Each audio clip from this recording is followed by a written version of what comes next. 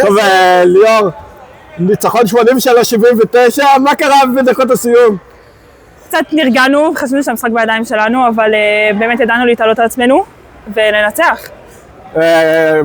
את אישית 8 נקודות, 7 אסיסטים, עצמך מהתצוגה?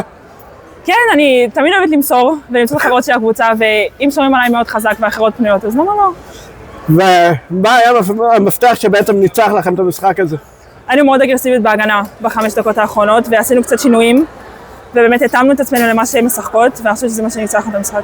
כשעדן בערב כזה, כמה כיף זה לשחק לצידה? הכי כיף, אין על עדן בעולם, אני מתה עליה, ובאמת היא הקפטנית המושלמת שאפשר לבקש וחברה לטובה לקבוצה. וכל עוד שהיא קולעת וכל עוד שהיא טובה, זה הכי טוב לנו. לראשונה אתם מעל 50% הצלחה העונה, כמה חיכיתם לזה? המון.